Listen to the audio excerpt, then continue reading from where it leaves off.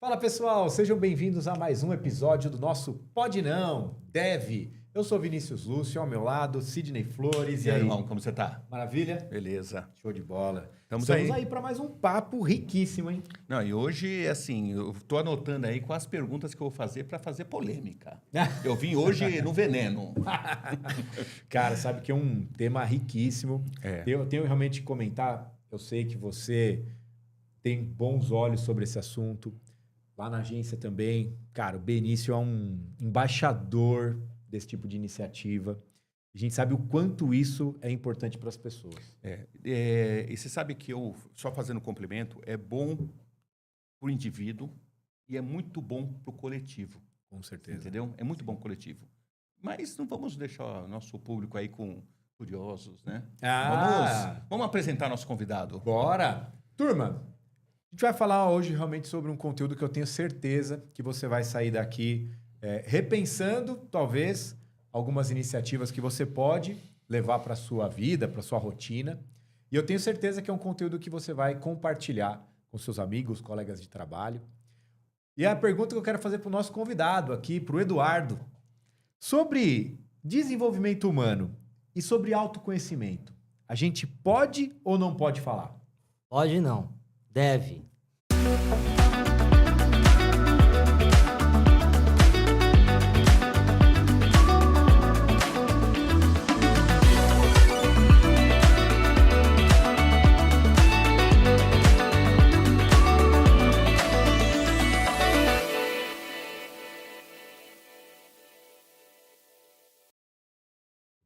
Muito obrigado, Eduardo, por ter topado esse bate-papo com a gente. É um prazer enorme receber você aqui no nosso podcast.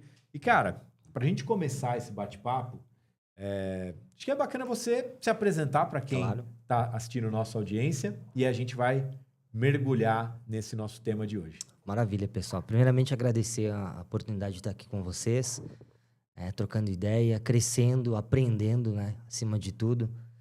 E, bom, eu sou suspeito a falar sobre psicoterapia, sobre desenvolvimento humano, né? É algo que obviamente, eu me encanto. Eu tenho 35 anos e eu estudo comportamento humano, eu não vou exagerar, mas talvez desde os meus 19 anos, né? Eu sempre me interessei o porquê que alguém faz o que faz, né? E, enfim, eu sou... Como o Sidney antes, no início aqui, a gente estava trocando uma ideia, ele já perguntou, tu é gaúcho de onde, né? Não é difícil aí, com esse sotaque meio arrastado. Eu sou natural de Júlio de Castilhos, lá do Rio Grande do Sul, interior do estado. Júlio de Castilhos tem uma referência que é Santa Maria, né? Ladinho ali. Gaúcho que toma chimarrão. Toma chimarrão, inclusive tá dentro do carro. Olha só, olha, já deveria ter colocado em cima da pois mesa. então. Você viu água, tá vendo como a gente tá? Me vem com água gelada, eu tomo água quente. Água gelada é do pessoal do interior de São Paulo, que é o Paraná, tererê. Me vem com tererê aí. E eu costumo falar assim, ó, que fazer o que eu faço hoje, estar aqui em São Paulo, era algo que sempre esteve no meu radar. Eu sempre fui uma pessoa muito focado no que eu quero fazer, no que eu me proponho a fazer, e assim, ó, muito movido do meu desejo, né? O que eu vou fazer para poder chegar onde eu quero chegar e realizar esse desejo, esse sonho. Eu vou falar para vocês assim, ó, que é possível a gente realizar todos os sonhos que estão no nosso radar. Todos os sonhos. Basta realmente a gente querer, sabe? O que impulsiona a fogueira do sonho, a gasolina do sonho é o querer. E assim, o caminho que a gente precisa percorrer para chegar onde a gente quer chegar tem que estar muito bem claro na nossa cabeça. A cidade que eu nasci, eu acredito que hoje deve ter uns 40 mil habitantes. Eu costumo falar que quando eu dirijo aí para São Paulo, fico olhando assim, ainda fazem 3 anos que eu tô aqui, vai fazer 4.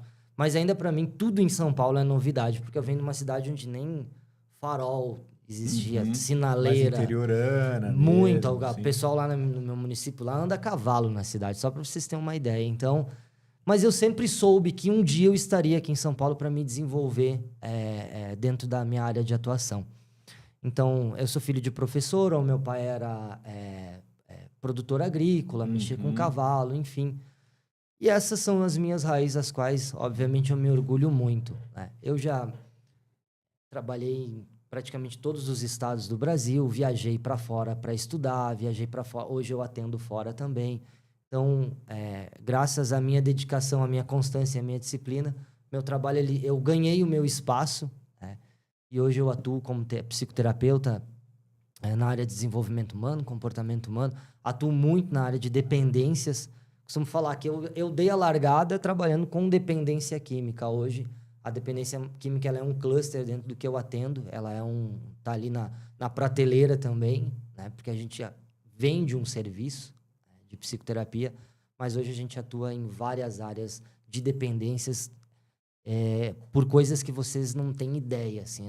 É um leque gigantesco que dá para segurar nas duas mãos, assim, de tantas coisas que as pessoas veem assim, ficando dependente que a gente nem imagina. Ah, tenho certeza. Ô, Edu, eu estava olhando as suas redes sociais e eu vi um corte seu que você fala que a vida não é começo, meio e fim. Mas sim é começo, meio e recomeço. Essa frase tem um impacto muito grande no nosso público, né? Porque nós estamos vendo uma modificação e uma transformação na sociedade no mundo corporativo. Pessoal 50 a mais, 60 a mais, mudando muitas vezes de carreira, né? Muitos estavam aposentados já, e como existe hoje um apagão de profissionais, né? Principalmente no nosso mercado de tecnologia, de marketing, né? Muito. Marketing digital, então esse pessoal estão sendo resgatados, né? E voltando novamente para a empresa, e alguns... Poxa, eu era advogado, não, agora eu quero ser engenheiro, eu era engenheiro, agora eu quero trabalhar com mídia digital, agora eu quero trabalhar com vendas, me relacionar com o público. Quero abrir um café. Quero abrir um café. Poxa, então existe uma transformação muito grande na vida das pessoas, né? E não vamos nem falar do jovem, que o jovem é mais ainda, né? Acho que isso não está acontecendo só também com 50 a mais, com 60 a mais ou 40 a mais. Então, essa frase sua, ela tem um impacto nessa nova ordem que está acontecendo, né? Me explica mais sobre isso. Então, essa frase eu uso ela já faz um tempão, assim, que eu falo sobre a vida não tem... ela tem começo, meio e recomeço, né? Mas eu não sei de onde que eu tirei essa frase. Não sei se eu li em algum lugar ou se foi algo que eu inventei, não lembro. Mas ela anda muito comigo, sabe? Anda muito, muito comigo essa frase, porque eu sou fruto dela também.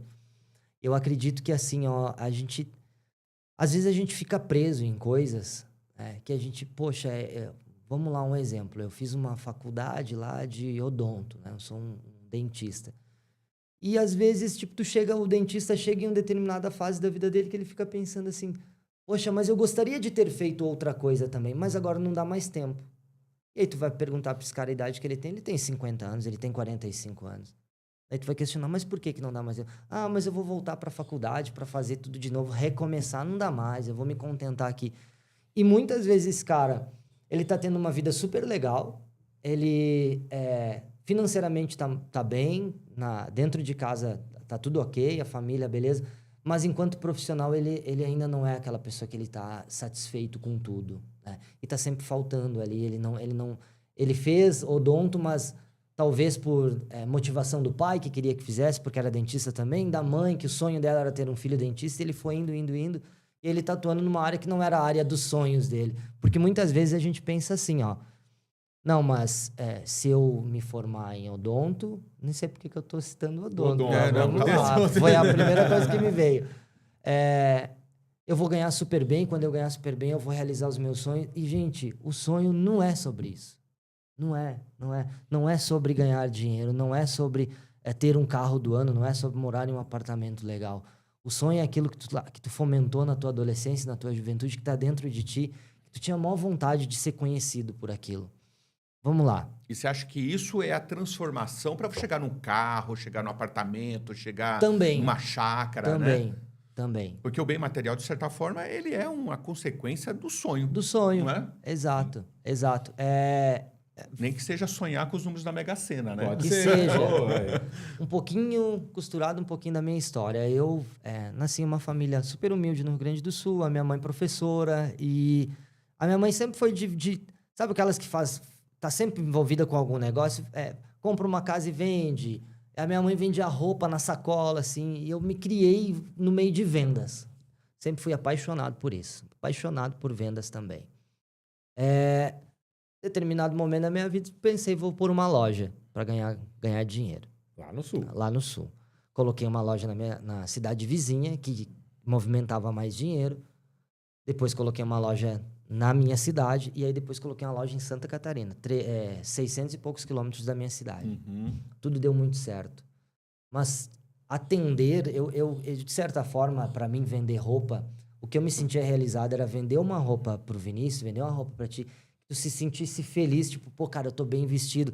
Que tu fosse em uma festa com a roupa que eu te vendi e alguém te elogiasse e tu lembrasse de mim, pô, essa camiseta, quem me ajudou a escolher foi o Edu.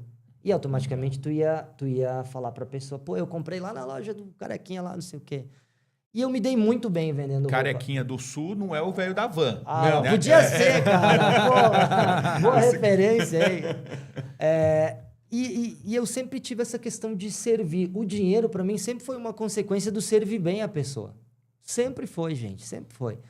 E aí aconteceu... as lojas, eu estava super satisfeito com aquilo tudo que eu estava podendo viver, mas não era ainda o estalo para mim. Eu tinha ali 25 anos, 23. E aí eu ficava naquela, poxa, o que mais que eu tenho que fazer? Comecei a me envolver em ajudar pessoas a resolver problemas. Sabe? Estudar psicoterapia, enfim. Quando eu fui conhecer a primeira vez uma comunidade terapêutica, lá no Rio Grande do Sul, com pessoas internadas para tratar de dependência química, que eu vi que ali a minha forma de servir era totalmente diferente, porque eu não servia um só. Eu não servia a pessoa que estava internada no momento ali pela dependência química, eu não ajudava ela a entender que existia uma vida pós-droga. Eu comecei a entender que eu conseguia ajudar as famílias também, a olhar para um outro lado.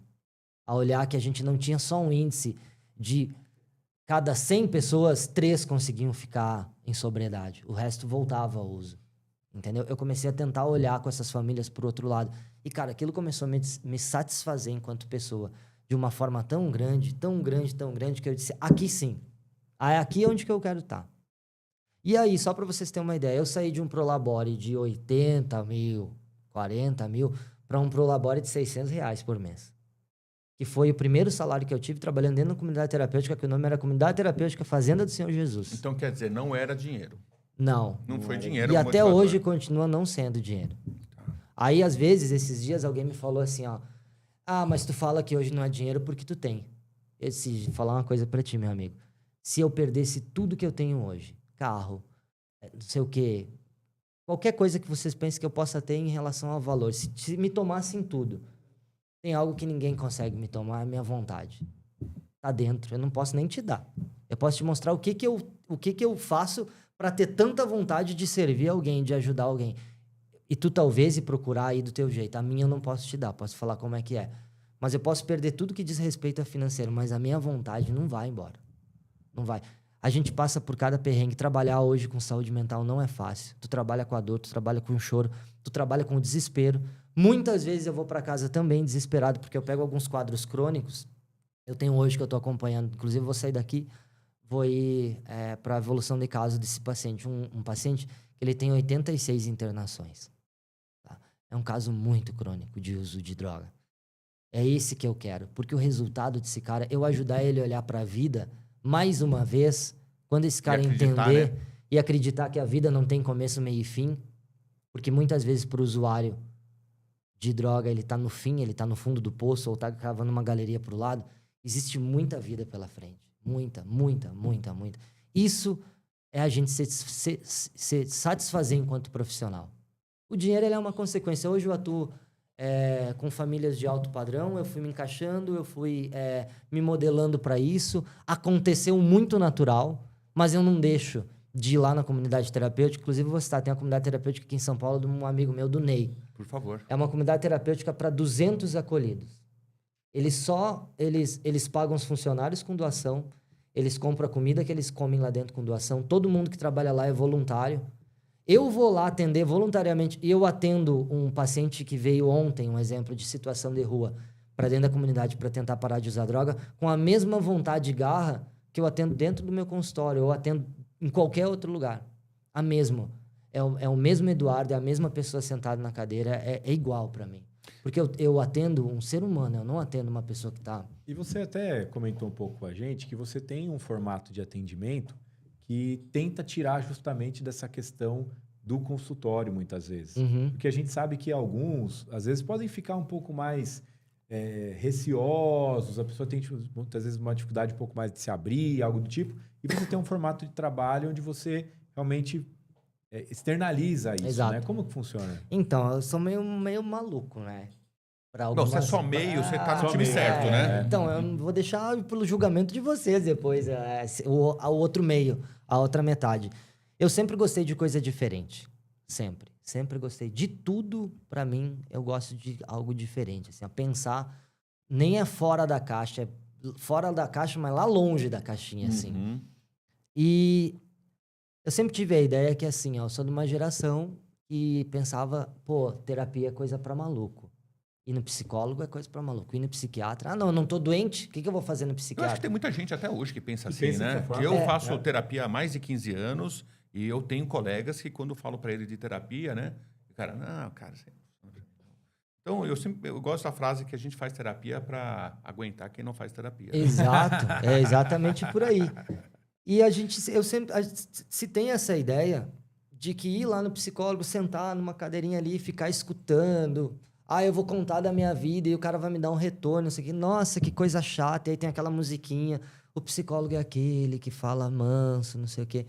Ok, maravilha, eu super adoro. Mas o meu jeito de trabalhar e de mostrar a terapia para as pessoas às quais me acesso é totalmente diferente. Eu gosto de marcar uma sessão de terapia. Pô, tu gosta de caminhar? Gosto.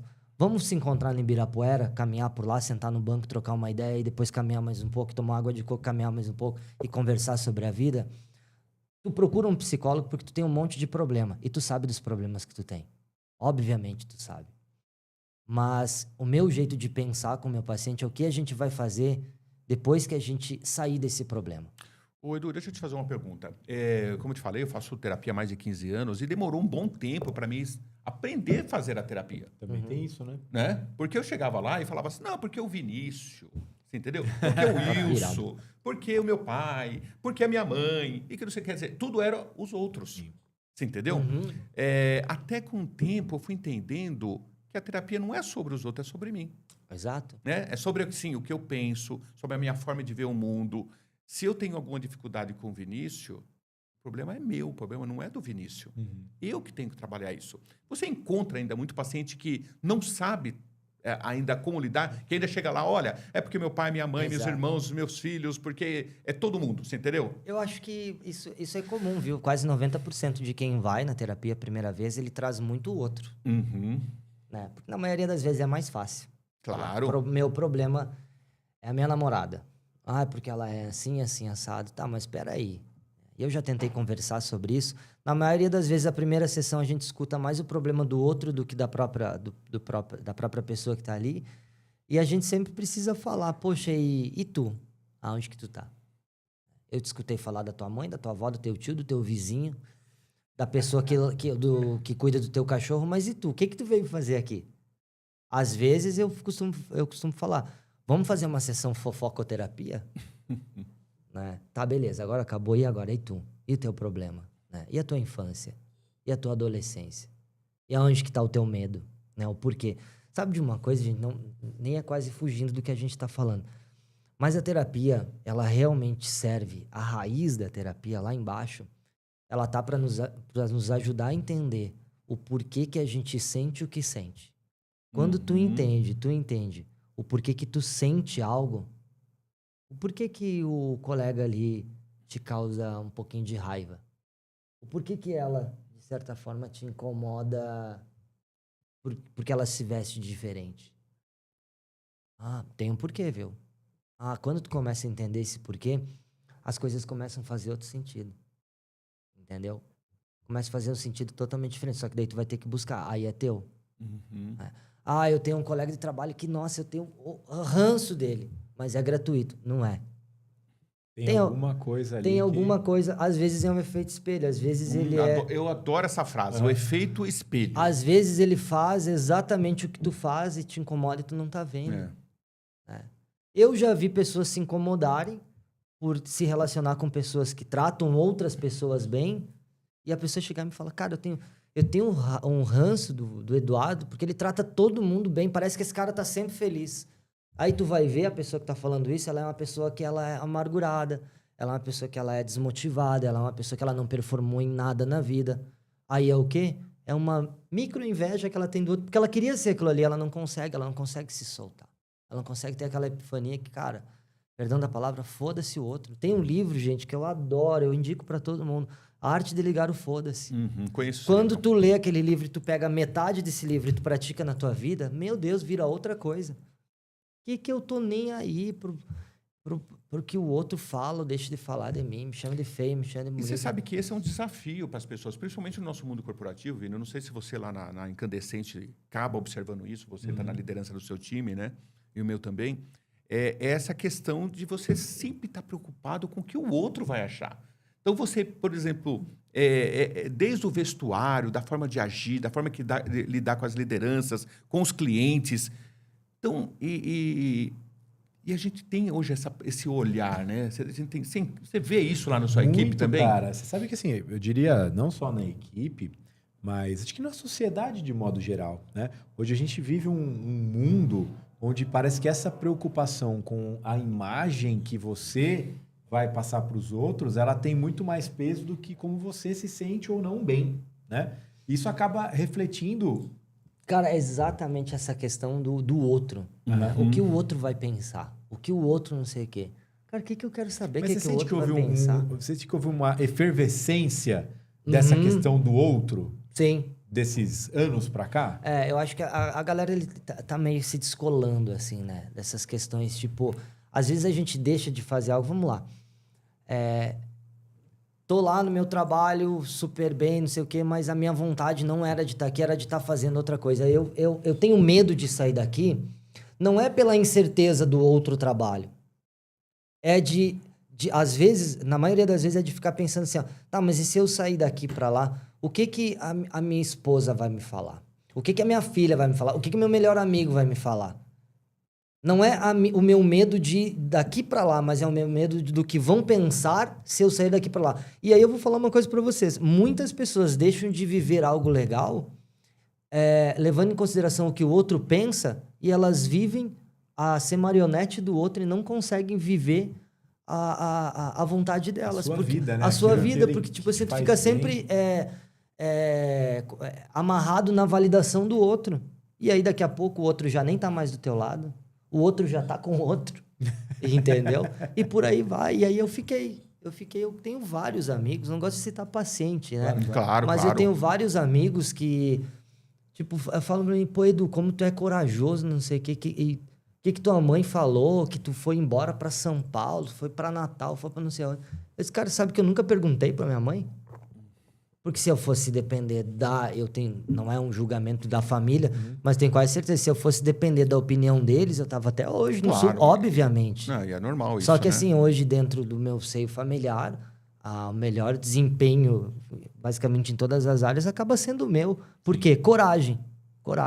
E assim, ó, motivação, eu sou um cara muito motivado, mas a motivação termina rapidinho. Constância e disciplina. Se tem uma coisa que eu tenho comigo é a disciplina. Cara. E você sabe que às vezes acontece muito, né? Da pessoa, não que ela faça ainda, né? Vamos pegar nesse cenário, um acompanhamento mais frequente de terapia, com psicólogo e tudo mais.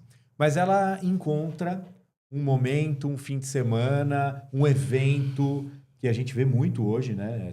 Tanto digital quanto presencial, que vai ter ali um palestrante motivacional, que vai passar lá 2 dias imerso, aquela história toda, e o cara vai para lá com aquele gás de que ali vai ser o ponto da virada. E não Só que depois ele volta para a realidade... E aquilo vai esvaziando, né? Porque tem uma questão aí, né? Claro que tem. Às vezes a gente vê esses mega eventos motivacionais e aí eles movimentam várias pessoas que performaram muito na vida. Inclusive, quando eu tava vindo pra cá, eu tava escutando o Joel J. Eu acho ele sensacional. Ele é aquele... Eu acho que até ele é daqui, dessa cidade, aquele careca que jogava basquete, Vamos perguntar para as nossas inteligências Pergunta- artificiais que o tem Careca aqui. que joga basquete. Ele é super hypado aí de internet também. Ah, O Ninja. Eu acho Ninja. aquele cara sensacional. Eu tive em um churrasco em Alphaville, ele tava, não consegui trocar Ele é ideia do com ABC? ele. Eu sabia Não que ele sei, era do não. ABC. Eu não sei se ele é, eu acho que ele é daqui, viu? Não, Acho que não, é? né? Não? segundo, Douglas, isso. Vê de onde que ele é aí pra nós. Eu até isso aí. fiquei curioso. olha no chat GPT aí pra nós. Ele é sensacional, cara. Só de ele estar no lugar, ele já muda A energia. a energia. Transpira isso. E tipo assim, dele, assim, ele... O Oscar era muito assim, o Bernardinho era assim, eram os caras que... Você tá falando aí de esporte, eu tô lembrando de uns caras que aí imagina só, a gente... viraram palestrantes, né? Depois Exato, foi- vamos juntar esses caras todos aí, colocar... De onde que é o Ninja? Ah, de São Paulo mesmo? Colocar esse cara num final de semana, e tem eventos assim, e aí a gente vai lá. Nós três vamos lá nesse evento e os caras falam um monte, que tem que ser desse jeito, e é disciplina, e tu tem que acordar às 5 horas da manhã e É caminhar porque o e esporte voltar. tem isso, né? Exato. Da disciplina, Sim. Aí da dedicação. Aí vai a gente lá, que a gente não é do esporte. Eu amo ciclismo, é a segunda coisa que eu mais amo na vida é pedalar. Eu acho que é o meu momento de liberdade. Agora eu comecei a surfar também, eu só assim, cada Pô, e agora cada eu comecei coisa... a pedalar. Viu só? Cada vez a gente vai inventando Caramba, eu tô uma trabalhando coisa aqui nova. só com atletas, Foi né, tu, meu? cara. Eu fiz um alinhamento com meu filho que era o seguinte, né? Ele tá com 6 para 7 anos. Falei, filhão, vamos tirar a rodinha da bicicleta. Se você andar sem rodinha, papai compra uma bike pra gente andar junto. Aí ele foi e tirou. Eu falei, agora eu vou comprar, né? Aí ando com ele, mas agora ando nos meus momentos. Então, Sensacional, cara. cara, é uma Preciso voltar- sensação de Ou liberdade. seja, você dopamina. aposentou O patinete. o patinete. Que eu vou trabalhar às vezes de patinete, porque é muito fácil e tal. Não, assim, mas quando eu vou trabalhar, às vezes é mais fácil ir para mais de fim de semana, assim, pedalar e tal. Pô, delícia, realmente é. Ô, Edu, a gente tá falando de vários temas aí, mas eu quero fazer uma pergunta para você. Tá falando de motivação, tá falando de transformação de vida. Para fazer essa pergunta para você, a gente até tirou uma cadeira que tinha aí do seu lado, porque pode ser que de repente essa cadeira voasse. Você é coach? Não sou coach. Eu acho que é legal, eu tenho amigos coaching, inclusive amigos que são coaching maravilhosos. Eu até já estudei um pouco, assim, li alguns livros de coaching, mas não... eu Não se considera um coach? Não. E as pessoas se enxergam também como coach muitas vezes ou não? Talvez. Eu acho que eu tenho um pouco da minha forma de me posicionar também como coach, assim, porque eu sou meio que de motivar mesmo a galera, só que eu entendo que a motivação sem constância e disciplina, ela é vazia. O que nós ia concluir com que essa... era o lance do evento. E aí a gente vai num evento aí de um mega coach, vamos lá. Uhum. E esse evento aí tem sábado e domingo. Segunda-feira eu volto para minha casa. Se eu não tenho um plano de voo para minha vida, eu vou falar um pouco sobre isso também, eu vou acabar fazendo o quê? Me desmotivando, me frustrando. E aí, se eu fui sábado com um problema pro curso lá de coach, seja lá do que for, de motivação, para eu me automotivar e fazer algo da minha vida, e eu não me planejei para na segunda-feira já começar a levantar o bundão do sofá e fazer algo, eu vou ter mais um problema. Porque daí eu saí do negócio motivado, achando que eu ia poder ser um alta performance também, e ó, não vai rolar. Não vai rolar. A gente entrou um pouco nessa esfera e tal, né? Existem essas nomenclaturas, e acredito que muitos que estão aqui nos assistindo, às vezes têm essa dificuldade de entender a diferença entre um psicólogo, um psiquiatra, um psicanalista. Como que funciona essa composição? Psiquiatra médico. Atua, obviamente, também como psicoterapeuta. Inclusive, tem um amigo aqui em São Paulo que é o Dr. Henrique Paiva. Cara, esse psiquiatra, eu tô trabalhando com ele há pouco tempo agora. Ele é, literalmente, cara, é um gênio. Ele é tanto um psicólogo quanto... Ele é um psiquiatra forense. Se tu vai ter uma sessão com ele, cara, ele atua na psicologia e na psicanálise, no que for. Inclusive, é um nome para vocês trazer aqui uma hora, viu? Bacana. Show. Psiquiatra atua na área com questões médicas, medicação, enfim, é um pouco mais além de tudo. Quer dizer, além do psíquico, também a parte química a parte química, a parte exato. química do corpo. O psicólogo, diferente do psicanalista, ele estuda 5, 6 anos, faz faculdade, E ele pode também atuar como um psicanalista. Tem várias vertentes dentro da psicologia, inclusive a psicanálise. O psicanalista, ele pode ter alguma outra formação, tipo, o cara é formado em marketing, um dentista. A gente nem citou essa... Sim. E aí essa profissão aqui, né? ele gosta da área de desenvolvimento humano, aquela coisa toda, e ele vai lá e faz um curso de psicanálise livre e pode atuar também como um psicanalista. Isso seguindo a linha o quê? Freudiana? Freud, Lacan, Melanie Klein, tem várias vertentes da área. Você segue qual linha? Freud. Onde tudo é sexo. Também. E um psicólogo pode ser um psicanalista, obviamente. Mas um psicanalista nem sempre pode ser um psicólogo. Para ser psicanalista e psicólogo, tem que ter a formação em psicologia. Você comentou que fez algumas formações fora, não foi? Eu fiz em Viena. Eu fiz formação em tudo quanto foi canto já, na verdade. Para todo lugar que eu vou viajar, eu cato um Viena, Veneza, enfim. E o que você conseguiu extrair, assim, tipo, quando você vai fazer uma imersão como essa, né? Um treinamento, um curso, tal, Brasil e fora. Você tem uma leitura diferente entre esses... Nada se compara com o Brasil. É. Posso falar para vocês. Aqui no Brasil, tanto o nosso povo quanto o nosso estudo, ele é quente. As pessoas se envolvem. Todo mundo se envolve, entendeu? Fora, parece que as coisas são... Eu não sei... Eu tenho a impressão que as coisas são um pouquinho mais frias, entendeu? Tipo, a psicanálise de Viena, ela é tradicional, entendeu? Ela segue uma tradição. Tipo, o psicanalista, ele atende no divã, ele é modelado aquilo ali. E no Brasil, os países latinos, a gente tem essa questão de poder querer inventar um pouco mais. Tipo, eu mesmo invento coisa. É tipo aquela questão, né, do cachorro quente, né? Claro. Nos Estados Unidos é pão e salsicha. E tem uma bisnaguinha lá de ketchup aqui no e Brasil mostarda, já põe ali, ó, purê, ervilha. Eu sempre tenho essa ideia de colocar uma coisinha a mais. Entendeu? Isso é muito meu também. Mas essa é a impressão que fica. Uma das formações que eu amo de paixão, tá entrando no Brasil agora com muita força, é a logoterapia, né? Legal. No início ali a gente estava falando, logoterapia parece que é de fazer logo de empresa. O Mauro, marcas, nosso diretor de arte, acha que tem que fazer logoterapia. Eu, quando escutei a primeira vez logoterapia, eu tive exatamente sempre isso. Tá, mas logoterapia, uma pessoa me falou, eu pensei, mas por que eu quero mexer com logo de empresa? Né? Porque tem neuromarketing, né?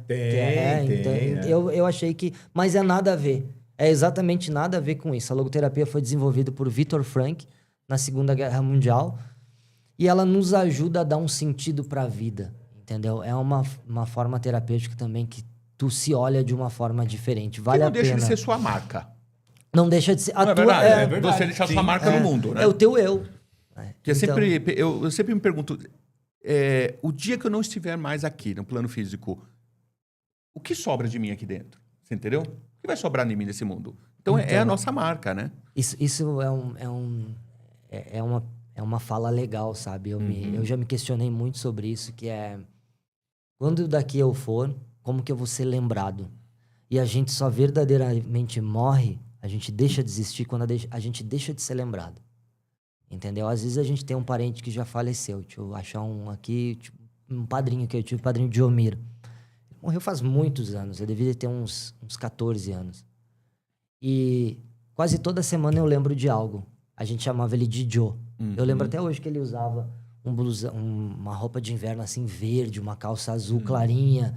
Eu lembro do sorriso do Joe. E ele não morreu. Entendeu? Ele partiu para algum lugar e tá lá. E talvez em algum momento a gente vai se reencontrar. Mas enquanto eu lembrar dele, enquanto eu lembrar de coisas para contar dele, ele vai estar vivo na minha memória em algum lugar. E a gente? Como que vai ser? E essa ideia da logoterapia é trazer a pessoa para essa visão de propósito. De propósito, de dor, entendeu? De dor. Por que eu sinto isso e por que eu não consigo parar de sentir? Por que às vezes, assim, existe... Tipo um exemplo, vai. Um filho que tem tanta raiva de um pai. Nesse sentido. Um pai que foi um pai ausente, que foi um pai que não aceitou o filho, não sei o quê. Vamos trazer um exemplo aí? Eu tive o meu pai, faleceu, separou da minha mãe, eu tinha 6 anos, ele faleceu, eu tinha 10. Até os meus 18, 19 anos, não, até um pouco mais, viu? Até 20 e tantos. Antes de eu ir em busca do meu autoconhecimento, porque eu não posso te falar de algo que eu não pratiquei em mim, eu tinha uma raiva do meu pai, gente, um rancor, um porquê que eu não tive o pai. Poxa, meu pai nunca me deu nada, meu pai tratava melhor os vizinhos do que eu, não quis saber, a minha mãe, aquela coisa toda. E eu me questionava isso me trazia raiva, e raiva é um sentimento que não é bom em momento nenhum. Sim. E não era ele, era você, né? Era eu. Era e aí você. um dia eu peguei e me perguntei como que eu podia fazer. Eu me fiz essa pergunta. Como que eu podia fazer para deixar de ter raiva do meu pai? Eu não podia fazer nada. Eu simplesmente podia tentar parar de sentir. Eu não tinha como voltar lá atrás e apagar. Ô pai, vem aqui, vamos conversar. Até porque eu tinha 11 anos de idade. Entendeu? Os assuntos do meu pai e da minha mãe, eles que não resolveram. Não tenho nada que ver com isso. Se o meu pai separou da minha mãe, é porque alguma responsabilidade dentro disso tinha da minha mãe também. Uhum. Então, vice-versa, beleza? Como que eu não vou, de alguma forma, a gente ser grato à pessoa que me colocou no mundo, seja ela a pior pessoa que fosse? Tem uma passagem muito legal para contar, só aproveitando um pouco dessa deixa, que uma conversa um pouco similar. Nunca tive esse sentimento com meu pai, mas meus pais se separaram, tinha uns 8 anos, e meu pai faleceu, eu estava com 24, né? E meu pai 50. Né? Foi super novo, tal, parará. E eu sempre tive uma ligação muito mais forte com a família da minha mãe do que tanto com a família do meu pai. Principalmente depois que os avós faleceram, meu pai faleceu também, a família do meu pai ficou um pouco mais distante. E a da minha mãe sempre foi muito mais presente. Quando meu filho nasceu, compor ali a questão do nome, eu ia colocar o sobrenome da minha mãe. Uhum. E eu não ia colocar o sobrenome do meu pai. Porque, o dia a dia mesmo, assim, quem tá comigo, dorme, acorda. Sua mãe. É minha mãe, são os meus avós maternos, é meu tio, são os meus primos maternos, parará. Aí uma amiga minha virou assim e falou, Vini, mas o que seu filho tem a ver com isso? Eu falei, por que você vai contar para ele essa história? Não faz muito mais sentido você transmitir o sobrenome e passar para o seu filho a imagem do avô, como ele tem que ver, e não como talvez o você desdobramento, né? talvez você enxergue. Eu falei, nossa, faz total sentido. Então... Né? Tanto que o nome da minha mãe é Rodrigues, e o nome do meu pai é Lúcio, e eu me apresento Vinícius Lúcio. Né? E o meu filho, ele se apresenta como Antônio Lúcio. E ele pergunta, como que era teu pai? Como é que era o vovô Roberto?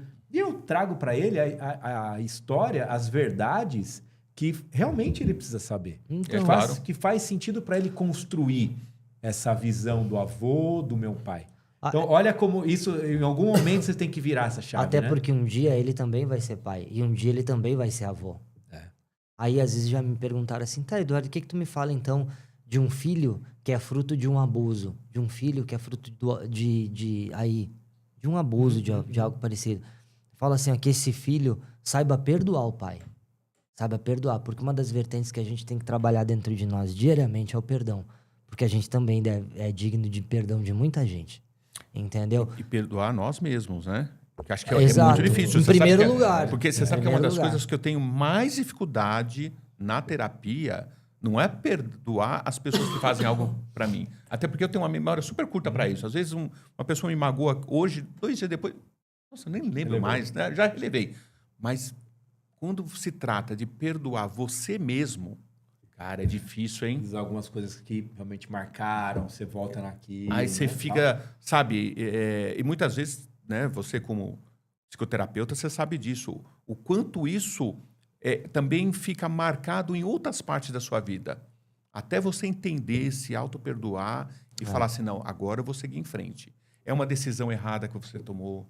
Sabe, é uma frase que você acabou falando para alguma pessoa. Então, tem várias questões aí que isso te marca de tal maneira que você não consegue, muitas vezes, dar um passo para frente. Você que fala muito sobre transformação de vida, sobre curar pessoas, acho que essa questão de se perdoar é muito importante. É olhar para dentro de si, em primeiro lugar. Tem uma frase de Santo Inácio, deixa eu ver se foi Santo Inácio, às vezes me enrola no Santos. Qualquer coisa a gente pega aqui o... O nosso pessoal... Deve ter sido. Aqui, eu não sei se você sabe, nós temos não tem ninguém aqui. É Não. tudo inteligência artificial. Ah, Todos. entendi. É tudo uma equipe de inteligência Às vezes, artificial. quando um dos dois não pode participar, entra um holograma aqui. É, Ah, assim que, você não viu pô. do Jim Carrey? Tá até uma polêmica aí, não sei É. quando esse programa vai pro ar, né? É. Mas provavelmente o pessoal tá acompanhando. O Jim Carrey recebeu um prêmio que não era o Jim Carrey. É o mesmo Nossa. caso, muitas vezes não é o Vinícius que tá aqui. Não. Poxa, né? eu podia adotar isso aí pra atendimento. Né? Você. Pô, Mandar o holograma meu e ficar em casa. Vai falar, Pronto. Fran. Lembrou? Não lembro qual do Santos que é, mas que ele fala assim, ó. Tanto fora te procurei, quanto dentro te encontrei. boa frase. Entendeu? O que isso me faz pensar? Na maioria das vezes a gente fica procurando as respostas, as coisas, tudo nos prazeres do mundo. Eu vou ser feliz quando eu tiver um emprego assim assado. Eu vou ser feliz quando eu casar com não sei quem. Eu vou ser feliz quando eu tiver um filho. Eu vou ser feliz quando Tiver uma casa, uma um casa. carro. Ou, a minha vida vai estar muito melhor quando eu estiver ganhando 50 mil reais ou muito mais que isso. E a gente fica procurando, de certa forma, todos os prazeres, as coisas no mundo, as coisas mundanas. E é legal também. Né? É legal também. Tanto fora te procurei, quanto dentro te encontrei. Quando que esse santo, ele realmente se conheceu e viu que, cara, a vida é muito mais sobre ter algo, e sim sobre ser tudo. Uhum. Quando ele olhou pra dentro de si. E sabe que, cara, é um fato. E eu vejo isso muito. Às vezes eu estou conversando com a turma, às vezes a gente entra nesses temas e tal, que às vezes você coloca assim, o meu objetivo era ganhar tanto. Quando você ganha tanto, seu objetivo é Mais ganhar tanto. tanto. E isso, de certa forma, nunca É insaciável. nunca é atingido. É insaciável. Porque você fala, pô, legal, eu queria muito o carro tal. Quando você tem o carro tal, passou 2, 3 anos, você fala assim, mas o carro tal... Às então não é vezes legal. nem isso, né? Às vezes nem 2, 3 anos. Às Não, vezes, 2, 3 é. anos. E aí você fala, tá, por um lado, acho que é importante você ser uma pessoa que tem ali uma ambição, um objetivo, um crescimento, né? Sempre uma melhoria contínua e tal. Por outro lado, se você não tiver uma reflexão, a gente fala muito isso lá na agência, que é de celebrar as pequenas vitórias. Turma, legal. Às vezes pegar aquela grande conta, a gente vai pegar uma vez no ano. Só que as coisas do dia a dia são tão importantes quanto. E são as pequenas coisas do dia a dia que nos levam a alcançar, às vezes, os grandes objetivos. Se a gente não celebrar as pequenas vitórias e só esperar os grandes objetivos, às vezes a gente vai novamente se frustrar. E assim, ó, conviver com frustração, cara, é algo que precisa de muita terapia. Porque quando tu começa a se frustrar com uma coisinha, ela vai aumentando, ela vai tomando outras proporções. E quando vê, tu não consegue sair daquilo. Sabe? Aí quase que tudo te frustra. Tu fica patinando. E como a gente, de certa forma, é julgador, né? É julgador. Porque a frustração, logo em seguida, ela vem de um julgamento. Tipo, tu se frustrou com um exemplo. Vamos voltar no evento do coach. Tu foi sábado e domingo, tu pagou uma nota. Segunda-feira, tu foi pra casa. Tu não levantou, tu não teve nenhuma atitude de inflexão, de modelar um novo comportamento, tudo que o cara tentou. Tipo, se tu não consegue, um exemplo, o cara falou pra ti lá no curso, tu tem que amanhã acordar às 5 da manhã e fazer meia hora de caminhada. Às 5 da manhã tu não vai acordar, mas talvez às 8 tu consiga. Mas nem isso tu faz. E aí tu senta lá e tu já faz a primeira coisa, que é o quê? Na metade do dia, eu fui lá, gastei R$1.000 no curso, o professor lá, um M que só falou um monte de besteira, não sei o quê. Poxa, é a minha responsabilidade. Eu tô frustrado dentro de uma responsabilidade que era minha. A mesma coisa se às vezes tu tem uma amizade aí de não sei quantos anos, e quando vê se teu amigo te aprontou. Foi lá, te passou pra trás, pegou teu dinheiro, não pagou, não sei o que, algo do tipo. Aí tu fica... Nossa, mas o cara que eu confiei tanto, me passou pra trás, não sei o quê. E aí tu se coloca numa nuvem negra por conta de um comportamento que ele não é teu. Tu só foi amigo sempre. Sim. Entendeu? Mas eu fui bobo. Não, cara, tu foi bom, e a bondade é uma virtude que é tua, não é do outro. Eu tento, pelo menos hoje em dia, não me frustrar com mais ninguém, cara. Só comigo mesmo. Só. Às vezes eu fico frustrado que eu fico assim, rapaz, como é que eu não fiz isso? Como que eu deixei pra depois? Tipo, olha as minhas planilhas de treino.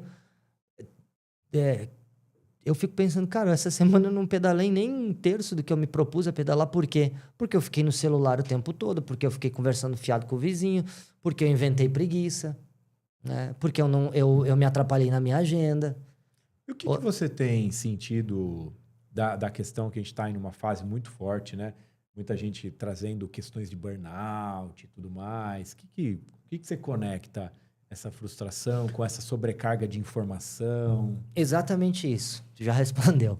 Tudo está relacionado a uma sobrecarga de informação, né? Há uma rede social infinita de informação, aonde dá direito das pessoas a querer questionar ou entender de qualquer assunto, sabe? E as pessoas, tipo, se envolvendo em coisas que não dizem respeito a elas, entendeu? Uma coisa é assim, ó, eu tô no meu melhor dia, daqui a pouco eu olho o celular, vejo alguma coisa da política lá que me desagrada e eu já começo a arrumar uma discussão com alguém sobre um assunto que não vai me gerar nada, a não ser não vai te frustração. levar a lugar nenhum. Principalmente. Nada. Principalmente. Só vai te levar, sabe a qual lugar? Só vai te levar a não sair do teu lugar. Uhum. Esses dias eu vi uma menina, minha conhecida, eu olhei um comentário, daqui a pouco eu vi que ela comentou, eu fui colocar ali nas respostas, tinha mais de 50 respostas dela Interagindo numa discussão de uma pessoa que estava lá do outro lado do mundo, que é meu conhecido também, e um assunto que nenhum dos dois... Sabe o que gerou ali? Uma inimizade. ali. E a gente vive essa polarização, né, de extremismo muito grande. Né? O Brasil ele se dividiu entre direita e esquerda e não existe mais nada. Se você me permite, não é o Brasil, não. É o mundo, É o mundo. É o mundo. Não é o Brasil, não. E essa questão, tipo, do trabalho já envolve no trabalho também política, já envolve tudo. A galera esqueceu, parece que a gente tá todo mundo um pouco perdido, viu? E você Essa como... é uma leitura importante. Eu tô vendo... E pode ser um adoecimento também? Não, um não adoecimento pode. social, É um sabe? adoecimento social. Vamos lá, gente. Vai entrar nesse assunto, viu? Criança e celular. Tá? Criança e jogo. Tem filho, né? Tenho. Tu também? É bem. Criança e celular. Não sintam isso um julgamento se filho, tá acontecendo 3. dentro da casa. Dentro da casa de vocês. Mas assim, ó. Eduardo, cara, o meu filho tá jogando o tempo todo no telefone. Eu não sei mais o que eu faço. Como que não sabe o que faz? Como que tu não sabe o que faz? O meu filho tá jogando o dia inteiro o Minecraft lá, não sei o quê. E agora, o que eu faço? Sério que tu não sabe? Eu que não tenho filho, sei o que tu deve fazer. Cadê a autoridade dos pais dentro de casa? Parece que os pais deixaram de ser pais e estão ficando... não que isso não seja também, mas existem... É uma cooperativa diferente. Eu trato o seio familiar como uma cooperativa. Tem o gerente, tem a gerente, tem o subgerente... E tem os filhos que estão aprendendo para um dia serem gerentes. E tem os empregados também. Entendeu? Como que os pais agora... Deus livre, não sei nada da vida de vocês, obviamente. Mas estão tratando os filhos mais como amigos do que como filho. E é diferente. E eu concordo com você. É diferente porque assim, ó... Eu nunca vi chamar o pai... Ô meu... Ou não sei o quê. Tipo assim, tem um momento de descontração, mas tem a hora de sentar e, meu filho, isso não pode. Tá, mas por que não pode? Porque não é não. Cara, maior, isso dá um corte legal, viu? Antes de um eu te amo, tu falar para um filho, fale não. O não significa muito mais do que um eu te amo. Não. A palavra não de um pai para um filho, cara, é o maior ato de amor. Quando tu toma um celular do teu filho, porque ele tá há muito tempo com o celular... E ele chora e diz assim, mas o porquê que eu não posso pegar meu celular? Não sei o quê. Por que não? Porque tu tá há muito tempo. Porque acabou o assunto. Eu não tô mais vendo isso, gente. Eu tô com uma demanda altíssima de pais que não estão mais conseguindo se comunicar com seus filhos. Isso vai refletir lá em cima. Claro, acho que... Eu tava achando que eu tava indo na contramão, mas ainda bem que eu tô no caminho certo. Não. Cara, eu vou não te cortando, mas pra não perder. Quem tá indo no caminho certo hoje tá indo na contramão do mundo. Uhum. Pega isso. Quem tá indo no caminho certo tá indo na contramão. Porque assim, tá tudo uma bagunça. As redes sociais, inclusive, isso. Tem matérias recentes aí nas mídias tradicionais falando sobre o adoecimento que as redes sociais estão trazendo para todo mundo. Né? Até lá fora, acho que não foi na Austrália, que rede social só foi acima de 16 anos. Exatamente. Você sabe que vazou, tem uma ex-diretora do Facebook, sim, né? Da Meta. Tem. Ela saiu, ela trabalhou durante muitos anos, inclusive participou de toda a construção do Facebook, ela participou da construção do Instagram, né? Facebook, quando ela entrou, já existia. E vazou, você entendeu? Inclusive conversas da alta direção, inclusive do Zuckerberg, dizendo o seguinte, os meus filhos não acessam rede social. Então, quer dizer... Se os deles não acessam. Como que eu posso... produzidos para criar o vício mesmo. Porque como eu posso ter um produto que eu não uso? O que eu não quero que as pessoas que eu amo usem. Você sabe que nessa rotina, pegando um pouco da vida prática ali, né? Meu filho estava ali com muito, principalmente questão de férias, muito televisão, querendo ver televisão, e parará. Aí eu falei, vou usar uma deixa do início da escola. Falei, filhão, a partir de agora a gente vai acordar um pouco mais cedo. Não tem televisão de manhã, não vai ter. Não, mas por que tal? Eu falei, não, de manhã é muito corrido, a gente levanta, vai tomar um café da manhã junto na mesa, parará, e vai para a escola. E aí, preenchendo a agenda dele com outras atividades. Primeiro dia, ele perguntou, pai, mas dá tempo de ver um desenho? Eu falei, não, filhão, não dá. Segunda semana, acabou. Nem perguntava mais. Não é mais realidade essa questão. Mas se você não direciona, educa, e eu falo para ele, vai assistir 30 minutos. Alexa, 30 minutos. Vai meia horinha ali do desenho, que é importante também. Claro. É a mesma coisa que tu achar que não é importante o teu filho estar em algum momento com o celular. Porque a tecnologia hoje, ela tá grudada na tua mão. Não pode. Não tem como não. Tem que ter isso. Mas com gerenciamento. Com gerenciamento. Aí a gente, né, o nosso propósito é falar de empresas também, a gente tem muita questão assim, ó. Não, tu tem que vestir a camisa da empresa, e tem mesmo, se tu quer crescer na empresa que tu trabalha, tu tem e deve de vestir a camisa da tua empresa. Mas saia da empresa e vista a camisa da sua casa também. Eu concordo. Entendeu? Porque assim, ó, tá faltando o quê também? As grandes empresas levarem profissionais para palestrar, profissionais para direcionar os seus funcionários, porque assim, ó, um funcionário que tá com problema em casa, ele não tá produzindo bem na empresa. E quem tá perdendo é a empresa também. E muitas vezes tem funcionário com problema com filho com jogo, funcionário com irmão usuário de droga, funcionário com pai usuário, ou o esposo ou a esposa ali com algum problema. E eles não estão conseguindo produzir, porque tá todo mundo muito acelerado, todo mundo muito em busca do resultado. E tá esquecendo que o resultado ele vem da saúde em casa também. E não é da saúde, o cara... hoje em dia a gente não tem só testado. O cara ficou gripado, não veio trabalhar. O cara quebrou o braço, não veio trabalhar, não sei o quê. Hoje o cara tá indo trabalhar doente e causando problema para a empresa. Porque ele não tá conseguindo se concentrar. Às vezes tu imagina aí um operador de uma máquina de CNC, não sei o quê. O cara tá com a cabeça lá longe, o filho dando problema na escola, não sei o quê. É lei agora. Eu acho que já... Sim. Das grandes empresas... Saúde mental. Porque o Estado já está vendo o adoecimento. É o que eu vou voltar a falar, que eu falei, larguei antes ali. Tá todo mundo um pouco desorganizado. E você imediatista, sabe, é tudo para hora. Eu não sei se... Eu acho que entre nós três aqui, eu sou o único que realmente entrei no mercado de trabalho ainda... anos, eu entrei no mercado de trabalho da tecnologia, porque eu comecei a trabalhar muito cedo, mas por volta de 16, 17 anos. Cara, eu lembro que quando eu já fui para a área de tecnologia, né? Eram os antigos CPDs, você tinha um único computador que não era ligado em rede. Era cartão perfurado. Era cartão perfurado, claro que era cartão perfurado, da IBM, né? Um Scopus. E você você anotava num papelzinho o horário que você poderia acessar, você precisava acessar o computador. Então, por exemplo, eu ia desenvolver um programa, então primeiro eu escrevia o programa tudo num papel, né? Fazia todas as validações da rotina, quem é programador da tecnologia e vivenciou isso aí. Depois eu ia para o computador. Das 2 às 4 é meu horário. E aquele computador era compartilhado lá com 15, 20 pessoas. Por que eu estou falando sobre isso? Aí eu vi a entrada da internet, eu vi a entrada do celular, e era chique a empresa te ligar depois do horário. Pô, você se sentia importante, cara. Tu era o cara. Pô, meu startupzinho tocando lá, atendia, era o meu chefe falando comigo. Cara, como eu me sentia importante, né? Passado já esses 25 anos, né, praticamente, da entrada do celular de forma corporativa, né? Porque... primeiro veio aí as licitações aí que as pessoas podiam comprar o celular.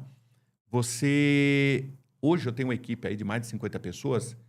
Eu não me recordo de ligar para o meu time fora do horário. Eu não gosto. Você entendeu? E para mim, como liderança, tá? Se eu precisar ligar para um funcionário depois do horário, eu estou falhando e ele está falhando. Porque não é o comum. Exato. Não é comum. Sim. Não é comum. Você entendeu? O comum é dentro do nosso horário de trabalho. Aí eu estou falando de horário livre. Eu começo às 9, termino às 7, começo às 10. Não tem problema. É entregar o nosso melhor. Agora, se eu precisar ligar para alguém às 11 horas da noite, porque eu estou com um problema, cara, tem alguma coisa errada, inclusive em mim como liderança. Exato. Eu estou errando em alguma coisa bastante. e eu estou prorrogando esse erro para o meu time. Tá? Hoje a gente vê, não é difícil sempre pelo shopping, olhando uma coisinha ou outra, tu vê dentro das lojas, tipo, a má vontade, muitas vezes, dos vendedores em te atender, porque tu vê que eles estão ali no celular, eles não querem te atender porque estão no celular, entendeu? Ontem mesmo, eu fui em uma loja olhar um tênis, eu entrei, olhei o tênis, estavam 3 no canto do caixa, assim. Pois os três meninos ficaram no celular. Eles não foram me atender. Quem que tá perdendo? O dono da loja. Aí não tá vendendo, o comércio tá ruim. Não, o comércio não tá... Ele não tá tão bom quanto um dia foi, mas ele não tá ruim, tem gente comprando. Eu acho que aí, se você me permite, tem uma questão muito forte de treinamento. Você Também. Desenvolver, né? Desenvolver o profissional. Mas assim, é treinamento e gerenciamento também. Porque claro. assim, ó, obviamente, ontem ou o gerente da loja era um daqueles 3, ou não tava ali. Boa. Porque não... O proprietário da loja eu tenho certeza que não tava ali. Porque assim, não é possível. Edu, a gente vai caminhando aqui para os nossos finalmente nesse bate-papo de hoje.